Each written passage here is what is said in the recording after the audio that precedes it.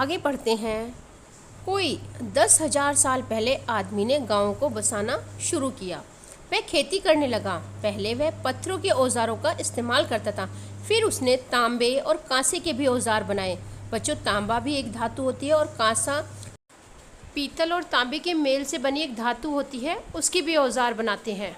प्रागैतिहासिक मानव ने, बच्चों प्रागैतिहासिक बोलते हैं इतिहास से पहले के मानव ने सबसे पहले चित्रों के द्वारा अपने भाव व्यक्त किए, जैसे पशुओं, पक्षियों, आदमियों आदि के चित्र द्वारा। और इन चित्र संकेतों से बाद में भाव संकेत अस्तित्व में आए। पहले चित्र संकेत बनाए उन्होंने और फिर धीरे धीरे अपने भाव संकेत, अपने भावों को व्यक्त करने के लिए भी चित्र बनाए। जैसे एक वृत्त के चहुं ओर, बच्चों वृत्त बोलते हैं गोले को, सर्कल को, चहुं ओर बोलते हैं चारों ओर, चारों तरफ। किरणों की द्योतक रेखाएं खींचने पर, किरणों की तरह सीधी सीधी रेखाएं खींचने पर वह सूर्य का चित्र बन जाता है। क्या बन जाता था वह? सूर्य का। एक सर्कल के चारों तरफ सीधी रेखाएं खींचने से वो क्या बन जाता था? सूर्य का चित्र बन जाता था। और बाद में यही चित्र ताप, धूप का द्योतक बन गया। और द्योतक का अर्थ होता है बच्चों प्रकट करने वाला, दिखाने वाला। आगे इस तरह अनेक भाव संकेत अस्तित्व में आए और इसी प्रकार उन्होंने अनेक चित्र बनाए और उससे अपने भावों को व्यक्त किया। तब जाकर काफ़ी बाद में आदमी ने अक्षरों की खोज की। और बच्चों अक्षरों की खोज के सिलसिले, बच्चों सिलसिले का अर्थ होता है क्रम, अक्षरों की खोज का जो क्रम को शुरू हुए मुश्किल से 6,000 साल हुए हैं। केवल 6,000 साल। अक्षरों की खोज के साथ ही एक नए युग की शुरुआत हुई। आदमी अपने विचार और अपने हिसाब किताब को लिखकर रखने लगा। तब से मानव को सभ्य कहा जाने लगा। बच्चों सभ्य का अर्थ होता है शिष्ट, सदाचारी, समझदार, तमीज़दार। ये सब अर्थ सभ्य के अंतर्गत आते हैं। और आदमी ने जब से लिखना शुरू किया तब से इतिहास का आरंभ हुआ। किसी भी कौम बोलते हैं बच्चों जाति को, या देश का इतिहास तब से शुरू होता है जब से आदमी के लिखे हुए लेख मिलने लगे। इस प्रकार इतिहास को शुरू हुए मुश्किल से 6,000 साल हुए हैं।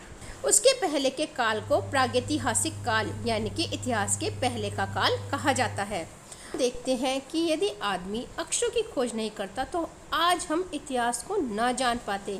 हम यह ना जान पाते कि पिछले कुछ हजार सालों में आदमी किस प्रकार रहता था, क्या क्या सोचता था, कौन कौन राजा हुए इत्यादि।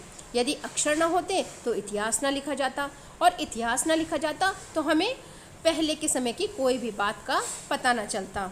अक्षरों की खोज मनुष्य की सबसे बड़ी खोज है। अक्षरों की खोज करने के बाद ही मनुष्य अपने विचारों को लिखकर रखने लगा और इस प्रकार एक पीढ़ी के ज्ञान का इस्तेमाल दूसरी पीढ़ी करने लगी। भी अच्छी बातें, अच्छा ज्ञान लिखकर रखने लगे तो उससे आने वाली पीढ़ी भी पढ़कर उसको समझने लगी, उससे परिचित होने लगी। यदि लिखा हुआ ना होता तो जो ज्ञान पुराने लोगों को पता था उनके मरने के साथ ही वो क्या हो जाता? समाप्त हो जाता। ये सिर्फ अक्षरों के महत्व से ही संभव हुआ। और अक्षरों की खोज करने के बाद पिछले 6,000 सालों में मानव जाति का तेजी से विकास हुआ है। यह है महत्व अक्षरों का और उनसे बनी लिपियों का।